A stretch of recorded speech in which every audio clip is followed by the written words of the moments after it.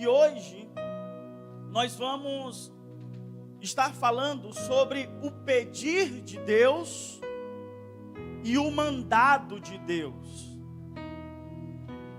Semana passada eu estava no Brasil, nós moramos na cidade de Fortaleza, e ali eu estava fazendo o meu devocional. Eu gosto de acordar cedo, e eu estava fazendo o meu devocional, lendo o livro de Jonas.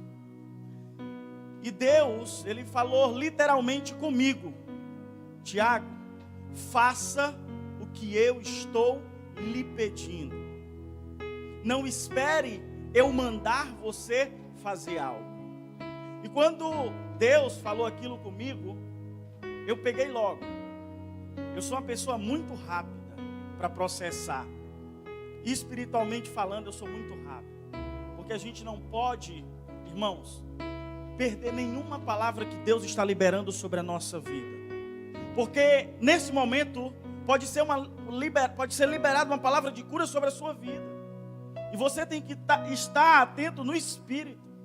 Porque se o seu espírito estiver conectado com Deus, você vai estar entendendo como Deus vai estar falando com você. E nesse dia eu peguei logo essa palavra. Aí eu falando para mim mesmo, eu disse: Tiago, tem coisas que Deus manda e tem coisas que Deus pede. Então é sempre bom fazer logo aquilo que Deus está lhe pedindo. Não espere Deus mandar você fazer algo. E hoje eu sei que existe o pedido de Deus e o mandado de Deus. Só que quando nós olhamos para o pedido de Deus, atender o pedido de Deus é agradar a Deus de antemão. É Deus falando algo para você, pedindo algo para você, e você dizendo: eis-me aqui, Senhor, eis-me aqui.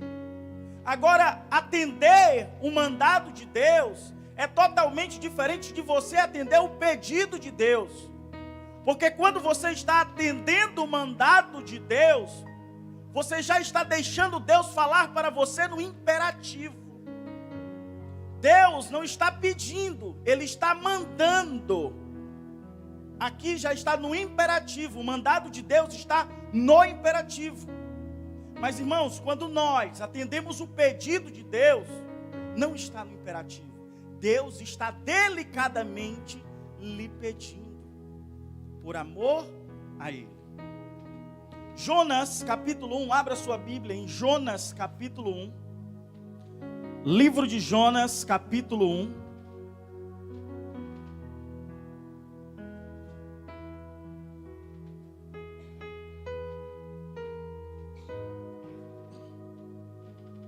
Livro de Jonas, capítulo 1, diz assim: E veio a palavra do Senhor a Jonas, filho de Amitai, dizendo: Levanta-te, vai à grande cidade de Nínive e clama contra ela, porque a sua malícia subiu até a mim.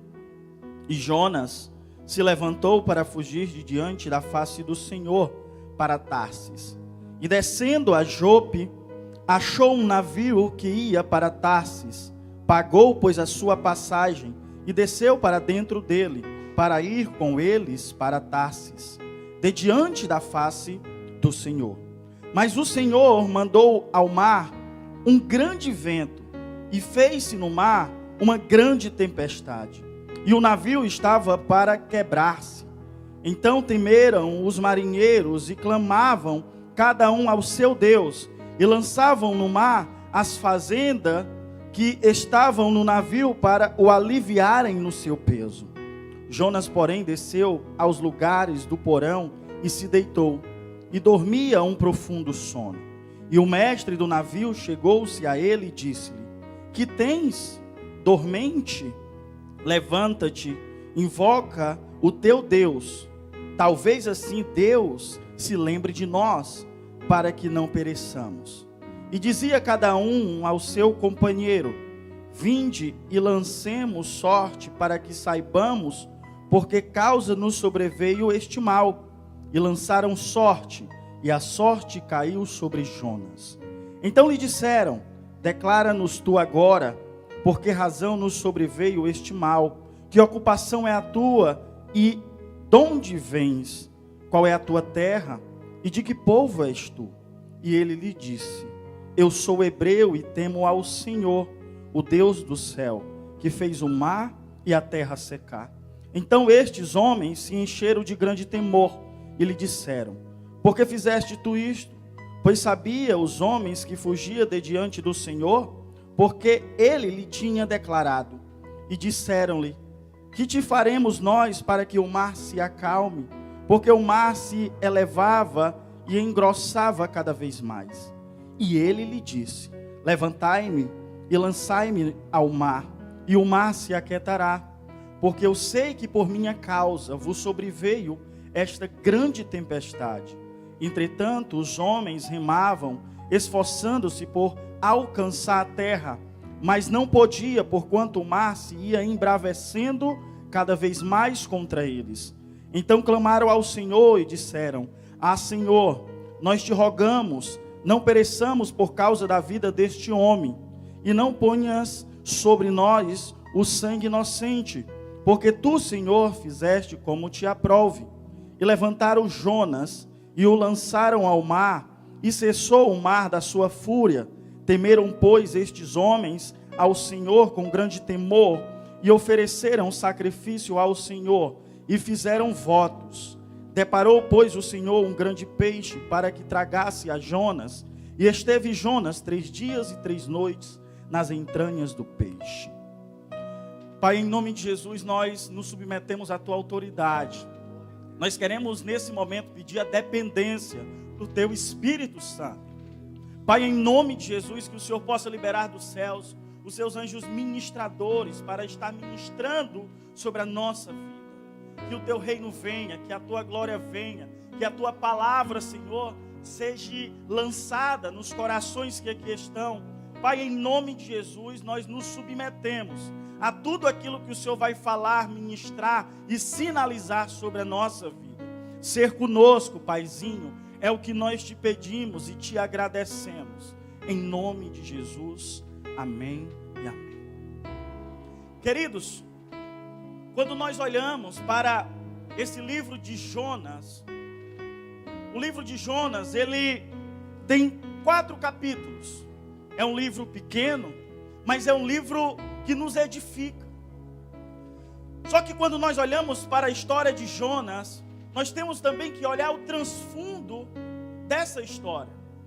Ou seja, Jonas, ele era um hebreu fugindo de uma missão no qual Deus deu para ele, no qual Deus pediu para ele.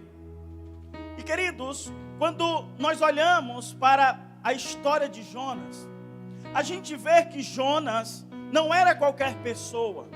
Jonas não era uma pessoa que estava em casa ociosa e o Senhor olhou para ele e disse: já que você não está fazendo nada, vai você mesmo. Não. Deus, ele não chama preguiçosos. Deus, ele chama pessoas que estão totalmente ocupadas, pessoas que trabalham, pessoas que, pensando elas, que não tem tempo para Deus.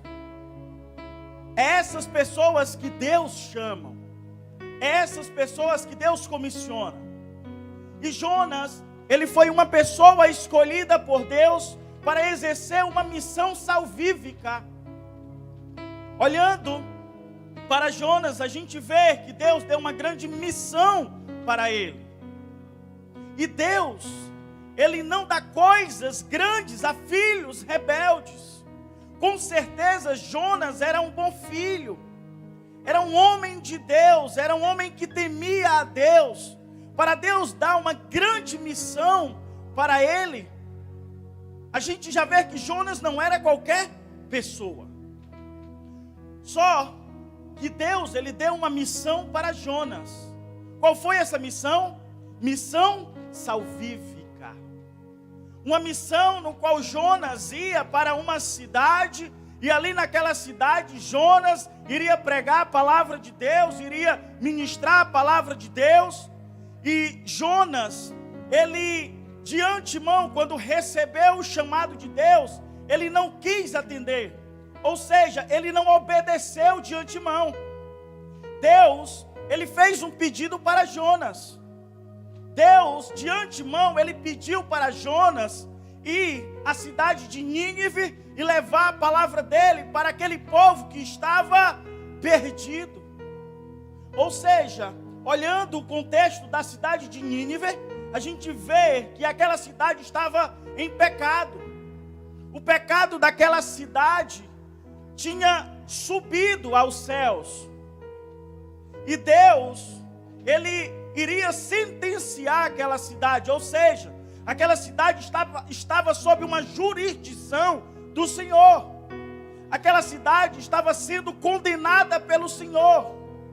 Só que Deus olha para um filho dele, para uma pessoa. E naquele momento que Deus pediu para Jonas ir até aquela cidade, a cidade de Nínive, Jonas, ele de antemão não quis atender o pedido de Deus. E Jonas fugiu. Só, queridos, que todos aqueles que têm um chamado de Deus, que têm uma vocação, que foi vocacionado por Deus para algo aqui na terra. Ele pode ir para o Japão, ele pode vir para a Suíça, ele pode voltar para o Brasil, mas você não vai ser esquecido por Deus, o seu chamado não vai ser interrompido, porque aqueles que Deus tem uma promessa, Ele é fiel e justo para cumprir. Amém? Só, queridos, que quando Jonas, ele vai tentar fugir de Deus, fugir da missão de Deus. O interessante é que no capítulo 1, a gente vê que Jonas, ele vai fugir para onde? Para uma cidade chamada Tarsis. Ele entra dentro de um navio que estava indo para essa cidade, que se chamava Tarsis. Inclusive era a cidade do apóstolo Paulo, aonde o apóstolo Paulo nasceu.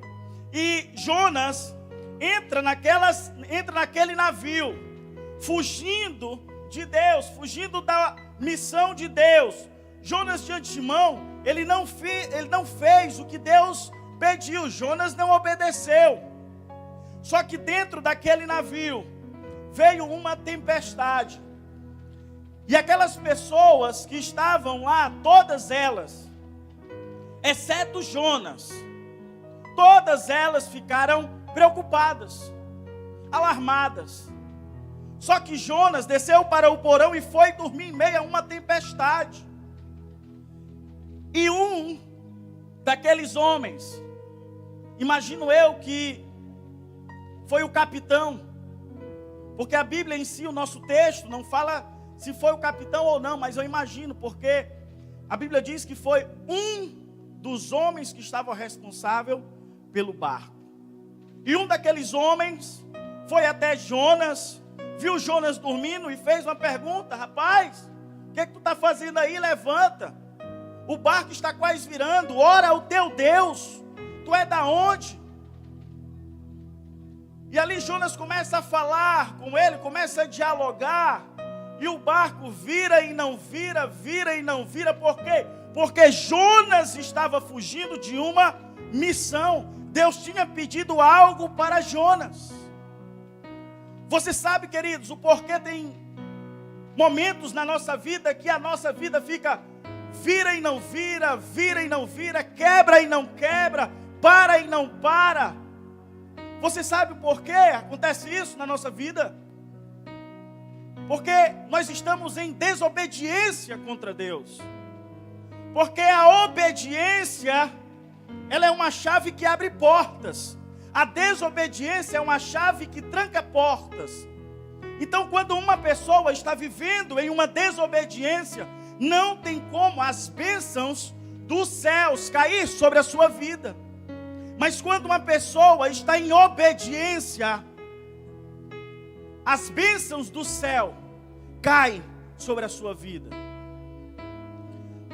Porque a gente vê, queridos, de Gênesis a Apocalipse, que Deus é um Deus obediente, educado, amoroso. Queridos, quando nós olhamos para o Jardim do Éden, a história do Jardim do Éden, você vai ver que Gênesis capítulo 1, você vai ver a criação do mundo, a criação das coisas. E o interessante que em Gênesis capítulo 1 você vai ver assim: e fez Deus, ou e disse Deus, dependendo da sua tradução. Gênesis capítulo 1, verso 26 diz assim: e disse Deus, façamos o homem a nossa imagem, conforme a nossa semelhança. Queridos, quando a gente vê, e disse Deus, façamos o homem a nossa imagem, conforme a nossa semelhança, você vai ver que em Gênesis capítulo 1, verso 20, você vai ver assim: e disse Deus, produza as águas. Gênesis capítulo 1, verso 20. E disse Deus, produza as águas, cardumes de seres viventes. Gênesis capítulo 24, você vai ver Deus falando assim: e disse Deus, produza a terra, seres viventes. Duas vezes Deus está falando, e disse Deus, e disse Deus. Mas Gênesis capítulo 26, quando Deus está nos criando, você vai ver Deus falando assim: e disse Deus, façamos. E disse Deus, façamos o homem a nossa imagem, conforme semelhança. Só que no verso 26 tem a palavra façamos, e a palavra façamos está no plural. Para Deus nos criar, Deus chamou o Espírito Santo e Jesus. Para Deus criar alma vivente dentro da água e alma vivente, répteis em cima da terra, Deus criou só. Mas para Deus nos criar, Deus disse assim, ó: Jesus, vem aqui. Espírito Santo, vem aqui. E disse Deus, façamos. A palavra façamos está no plural. Não está se referindo a uma pessoa, mas a mais de uma pessoa. Sabe por que Deus fez isso? Sabe por que Deus chamou o Espírito Santo? Sabe por que Deus chamou Jesus para nos criar? Porque nós somos semelhança e imagem dele. Você tem um valor importantíssimo para Deus. Por mais que a sociedade diga que você não tem valor nenhum, por mais que os seus familiares não acreditem no seu chamado, na sua missão, por mais que outras pessoas não acreditem em você, Deus acredita em você. E o importante de tudo isso é que Deus nunca vai deixar de acreditar em você, no seu potencial, no seu chamado, no seu caráter, na sua vida. Não importa o que você fez, o que importa é o que você vai fazer de hoje em diante.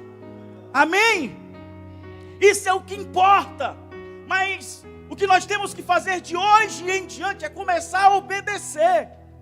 Porque quando eu começo a obedecer, eu começo a escutar aquilo que Deus quer que eu faça.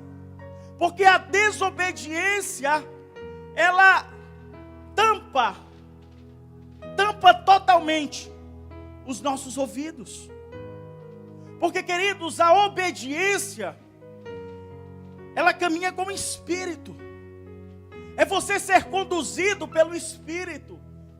Mas a desobediência, ela caminha com a alma, com os seus desejos, com as suas vontades. E o que Deus mais quer é que você entenda no Espírito aquilo que Ele quer que você faça. Comece a entender no Espírito aquilo que Deus quer que você faça. Não comece a entender na carne, porque se você começar a entender na carne, você só vai fazer aquilo que Deus não quer que você faça.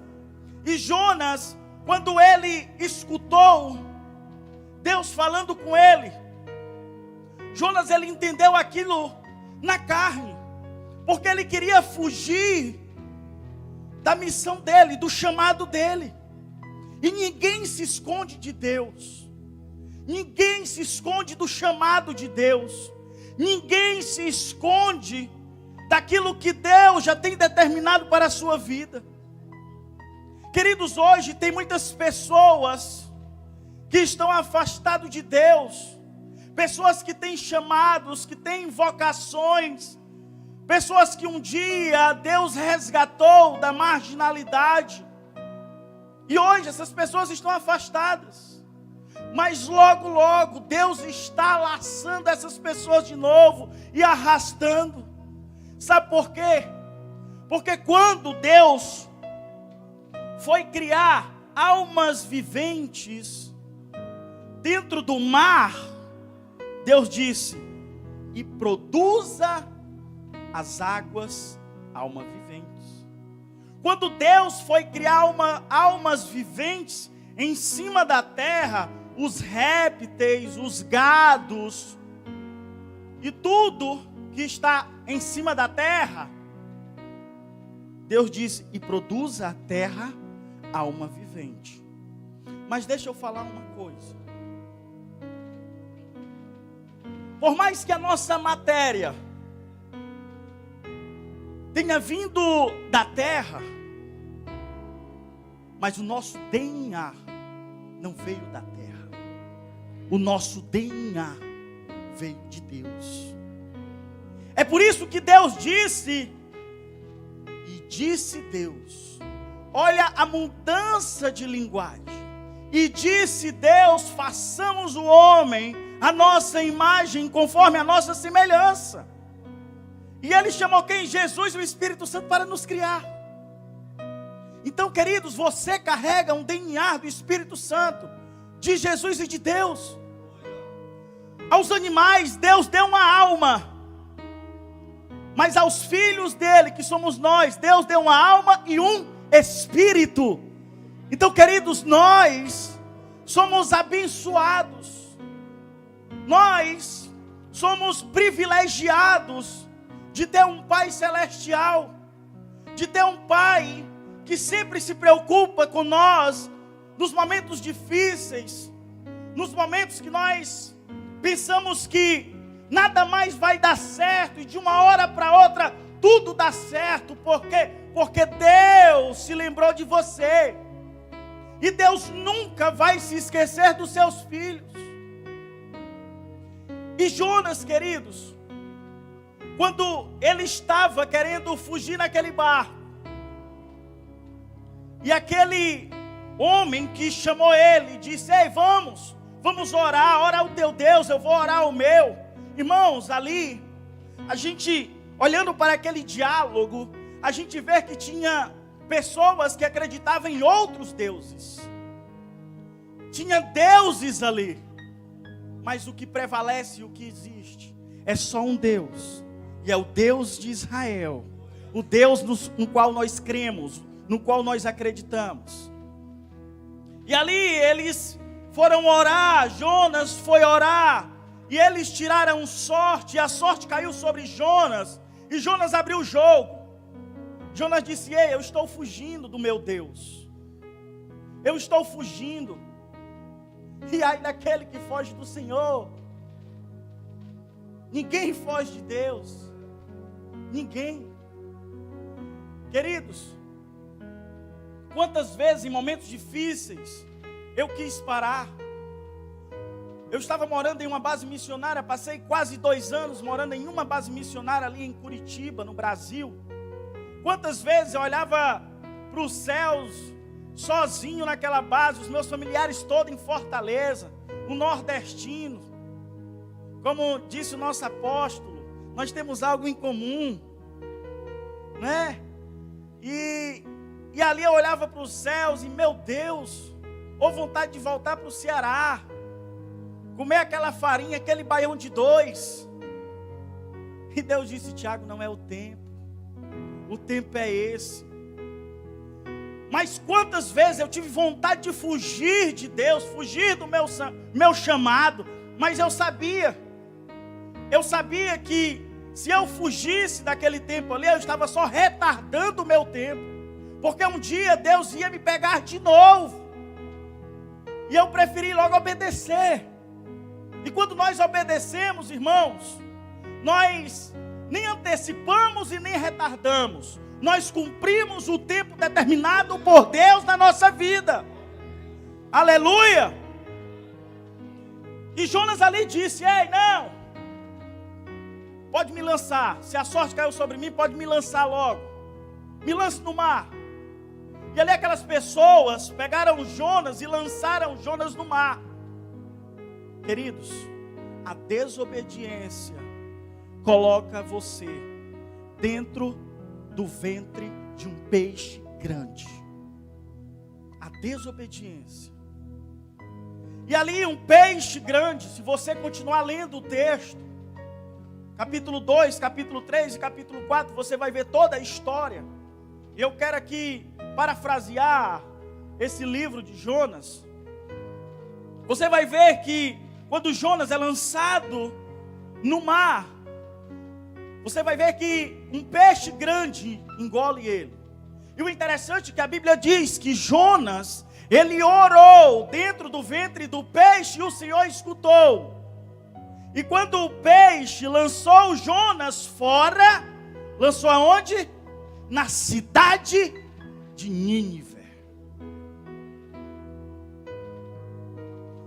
Queridos, você pode rodar, você pode correr, você pode desaparecer. Você pode dizer para Deus: eu não quero cumprir o chamado que o Senhor tem na minha vida. Você pode até estagnar, fazer birra com Deus. Eu não vou fazer, e eu não vou, papai. Você vai rodar, mas você vai cair no mesmo canto que Deus quer que você fique. No mesmo canto. No mesmo canto. Quando Deus, Ele tirou o povo de Israel do Egito, qual foi a missão de Moisés? Libertar o povo, amém? A missão de Moisés foi libertar o povo. E quando Deus tira o povo do Egito, Deus vai conduzindo o povo no deserto. Deus vai conduzindo até Canaã, a terra prometida. Aquela peregrinação era para durar uns 40 dias. Era para durar uns 40 dias. Mas durou 40 anos. Por quê? Pela desobediência do povo, pela incredulidade do povo. Ou seja, o povo estava rodando, até cair no mesmo canto, no canto determinado no qual Deus tinha chamado o povo. Então tem pessoas rodando, querendo fugir de Deus, mas vai cair no mesmo canto aonde Deus determinou para a sua vida. E ali Jonas, naquela cidade, quando ele é expulso pelo peixe, o peixe jogou fora, ali naquela cidade, Jonas começa a missão dele.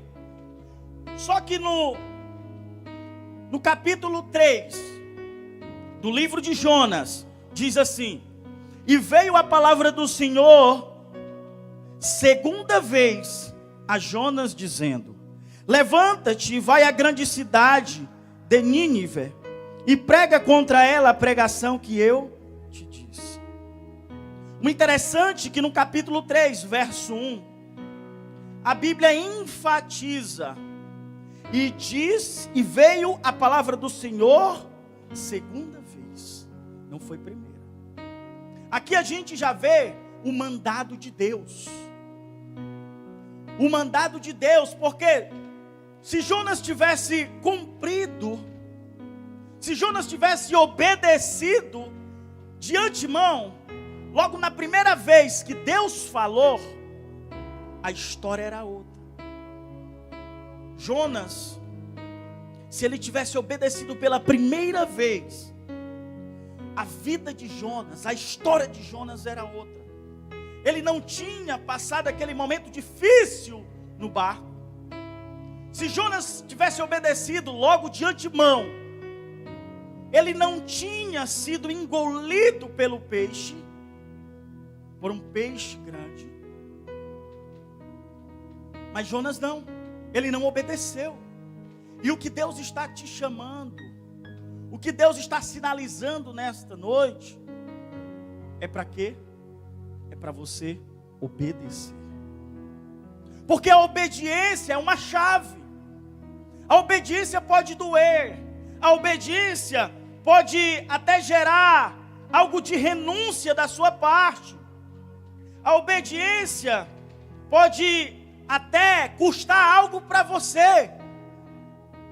Mas saiba que tudo que você vai entregar, vai renunciar, vai liberar para Deus, ela vai voltar como bênção e não como maldição. Queridos, quando nós estamos num culto, Deus, Ele sempre tem algo para lhe entregar. Sempre. Como também todas as vezes que nós vamos num culto, nós temos que dar algo para Deus. E eu não estou falando de dinheiro, de bens. Eu estou falando daquilo que está lhe atrapalhando entre você e Deus. Eu estou falando daquilo que está lhe roubando de Deus. Eu estou falando daquilo que está lhe tirando de perto de Deus. E ali, queridos, Jonas, ele começou a ministrar naquela cidade. Porque ali agora ele estava cumprindo o mandado de Deus. Primeiro Deus pediu para Jonas ir. Ele não foi. Ele queria fugir de Deus. Só que depois, Deus mandou. Porque Deus gerou algo ali. Deus colocou Jonas no ventre de um peixe. Levou Jonas a orar dentro do ventre de um peixe.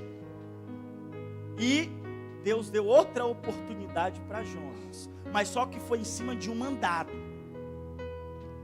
Jonas capítulo 3, verso 1 e 3 diz assim: E veio a palavra do Senhor segunda vez a Jonas dizendo: Levanta-te e vai à grande cidade de Nínive e prega. Olha a missão de Jonas: pregar.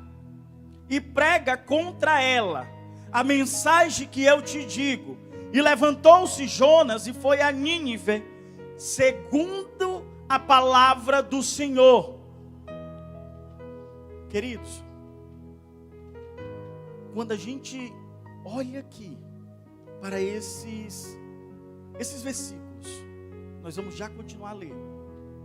A gente vê que Jonas, ele foi cumprir uma missão. Jonas foi cumprir uma missão. Você está nessa terra para cumprir uma missão. E você vai cumprir em nome de Jesus. Se você está aqui é porque você está debaixo de uma obediência do Senhor. Você poderia estar em outro canto, mas você está aqui. E se você está aqui, é porque você está debaixo de uma obediência do Senhor. E essa obediência vai gerar sobre a sua vida bênçãos. Ela vai prosperar. E nós temos que entender o que é prosperidade e o que é riqueza. A prosperidade, ela tem que ser passada para a sua próxima geração.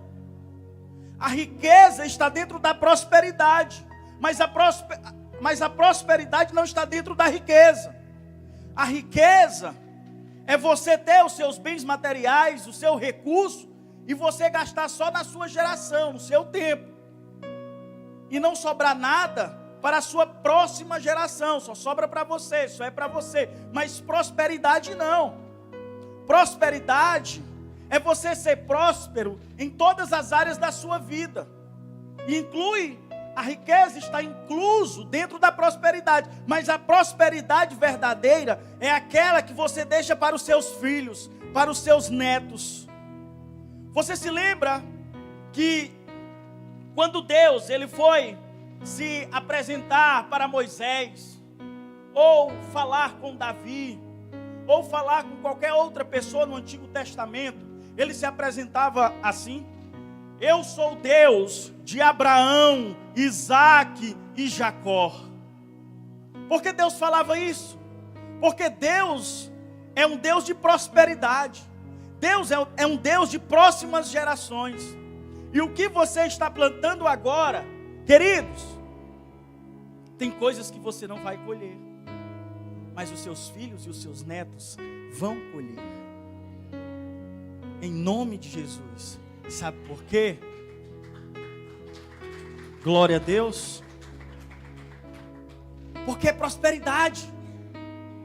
Davi, com toda a sua riqueza, com todo o seu poder, ele olhou para o palácio dele e disse: eu moro num palácio, e meu Deus mora onde? Meu Deus mora onde? Aí Davi, ele se empolgou e chegou para os seus soldados e disse: ei, vamos fazer aqui um palácio para Deus, uma mansão para Deus, um templo aqui, muito lindo para o Senhor. E o Senhor disse para Davi: Davi, não, você não vai fazer. Davi, você não vai fazer porque você derramou muito sangue.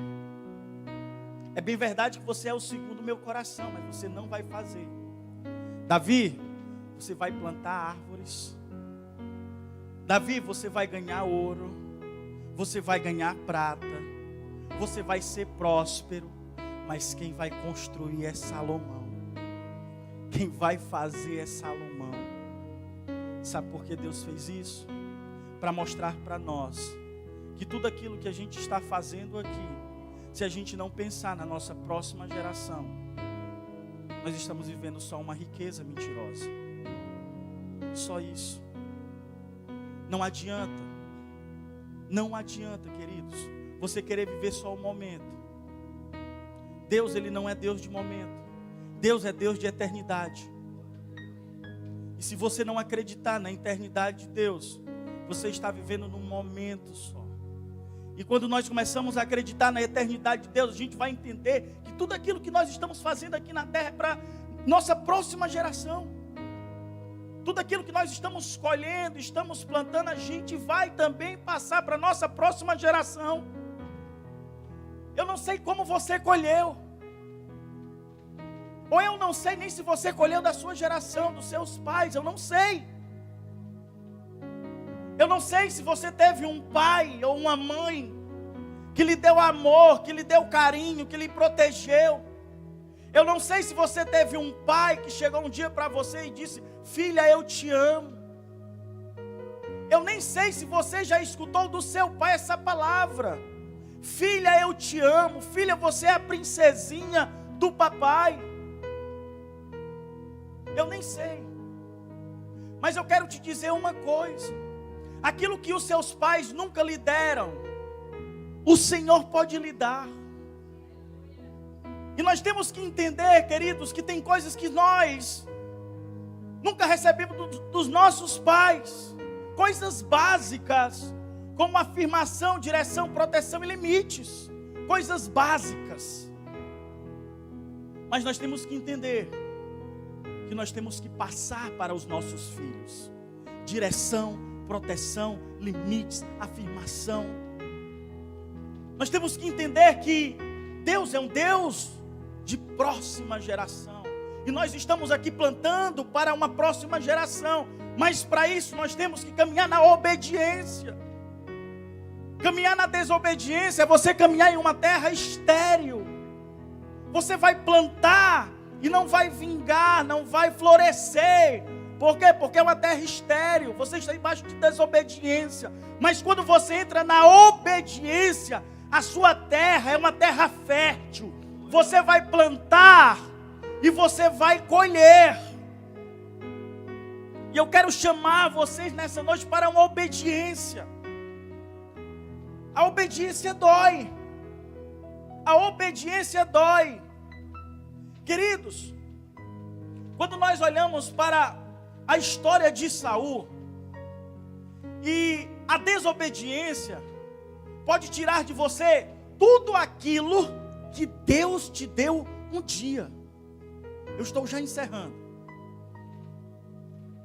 A desobediência pode tirar de você tudo aquilo que Deus te deu um dia. E quando nós olhamos para a história de Saul, a gente vê que Deus pede para Samuel ungir Saul como rei. Por quê? Porque o povo estava pedindo um rei. O povo estava pedindo um rei. O interessante é que quando o povo pede um rei a Samuel, o povo chama Samuel e diz assim: ó Samuel, tu já está velho, os teus filhos estão em pecados, então nós queremos um rei. Só que o povo estava vivendo em uma teofania, o governo de Deus. Aí o povo queria sair de uma teofania para entrar em uma teocracia, o governo do homem. Aí, queridos, o povo chega para Samuel e diz assim: Samuel, nós queremos um rei. Nós queremos um rei que governe sobre nós. E Samuel vai desesperadamente para Deus, chorando: Deus, meu pai, eles querem um rei, eles querem te tirar da direção. E Deus diz para Samuel: ô Samuel, calma, não foi você que foi rejeitado, foi eu. Tem calma, Samuel, o povo está me rejeitando, mas eles querem um rei, eu vou dar um rei, eu vou dar. Ali era a vontade de Deus? Não, mas Deus permitiu. Existe a vontade de Deus e a vontade permissiva de Deus. Tem coisas que você pede a Deus e Deus diz: filha, não é o tempo, não é seu. E você fica. Aí Deus diz assim: então pronto, já que você quer, vai. Mas Deus sabe que você vai quebrar a cara. Você teima, e ali você aprende. Mas você não pode pegar essa experiência, que é uma experiência empírica, e colocar sobre a sua vida. Não. Tem um ditado que diz assim: a gente só aprende errando, não é isso? Isso é mentira. Tem coisas que eu aprendi e errei, como também você. E ali o povo pede um rei. E ali Samuel, ele chega, unge Saul como rei. Só que Samuel deu uma direção para Saul. Deus deu uma direção para Samuel. Samuel deu uma direção para Saul. Saul, você tem que obedecer os princípios. Você tem que obedecer os valores de Deus. Princípios e regras é totalmente diferente. Princípio não pode ser quebrado de modo nenhum. De modo nenhum. Regras têm exceção. Regras têm. Ou seja, regras têm exceções. Mas princípios não. 1 Samuel capítulo 1, verso 13 diz assim. 1 Samuel capítulo 13, verso 8 diz assim: e esperou Saul 7 dias até ao tempo que Samuel determinara. Não vindo, porém, Samuel a Gilgal, o povo se dispersava dele. Então disse Saul: trazei-me aqui um holocausto e ofertas pacíficas. E ofereceu o holocausto. E sucedeu que, acabando ele de oferecer o holocausto, eis que Samuel chegou. E Saul lhe saiu ao encontro para o saudar. Então disse Samuel: que fizeste? Disse Saul: porquanto via que o povo se espalhava de mim, e tu não vinhas nos dias aprazados, e os filisteus já se tinham ajuntado em Micmas, eu disse: agora descerão os filisteus sobre mim a Gilgal, e ainda a face do Senhor não orei. E constrangi-me e ofereci holocausto.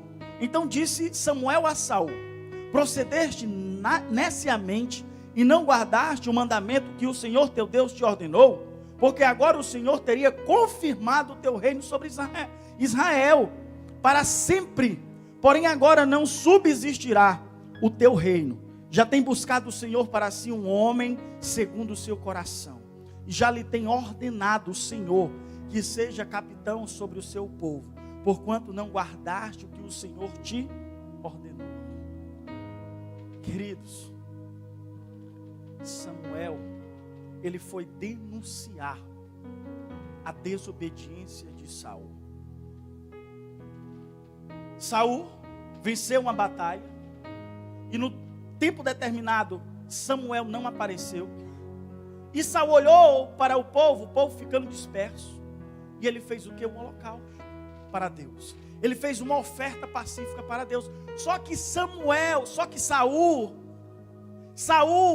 ele não era o profeta. O profeta era Samuel. Só quem poderia oferecer uma oferta pacífica, um holocausto ao Senhor, era o profeta, era Samuel. E Saul, ele desobedeceu, ele foi oferecer um sacrifício para o Senhor, um sacrifício de tolo. E ali, queridos, Deus não recebeu. Deus não recebeu por quê? Porque Saul, ele era um rei, ele não poderia ter feito aquilo. Ele desobedeceu totalmente. Ele quebrou um princípio. E naquele momento, Samuel disse para Saul: ei, Saul, o teu reino não subsistirá mais, devido a uma desobediência.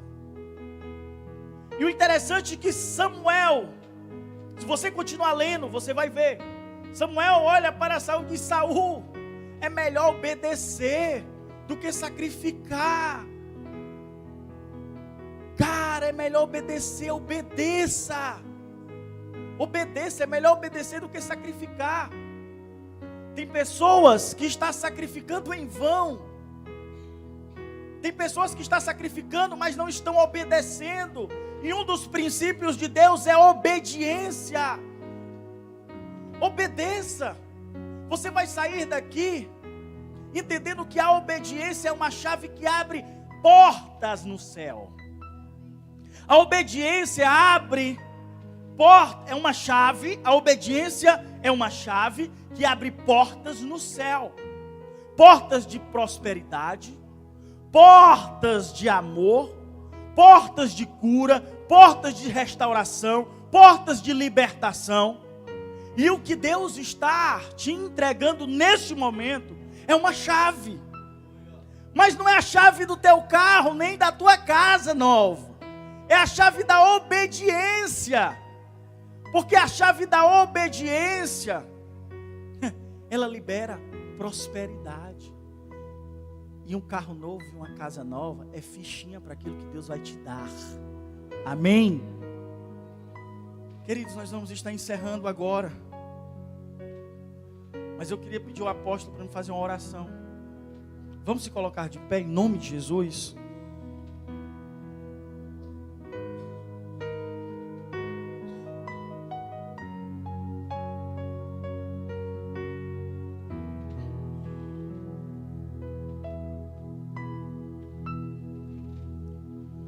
Louvado seja o nome do Senhor Jesus.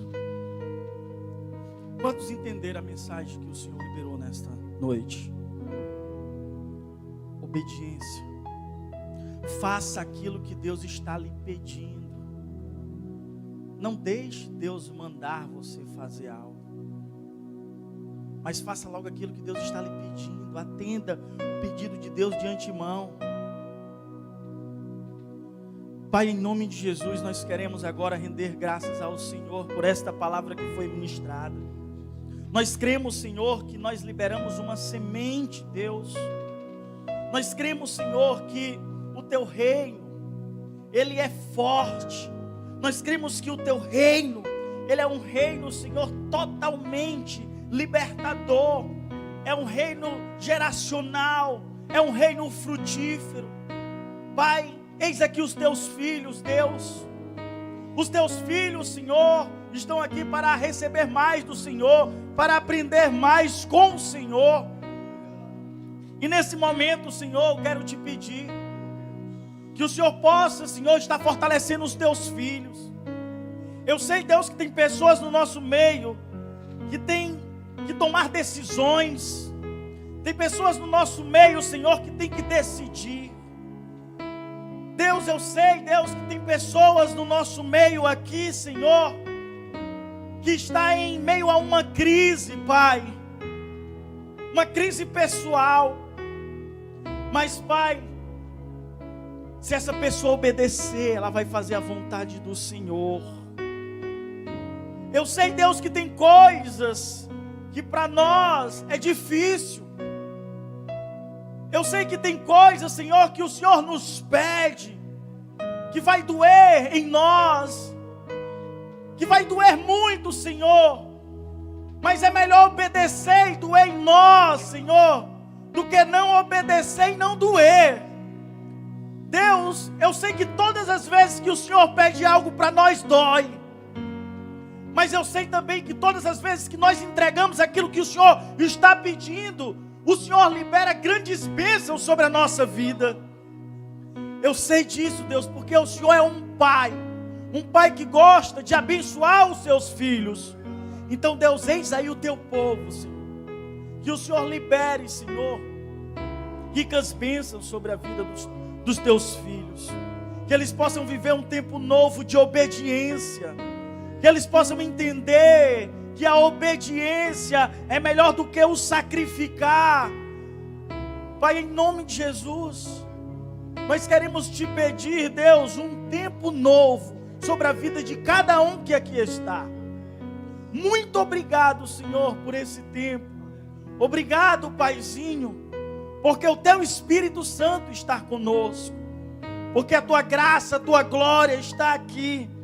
E nós cremos, Deus, que em um ambiente de glória, a manifestação do Senhor é real.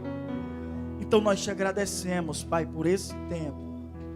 Em nome de Jesus. Amém e amém.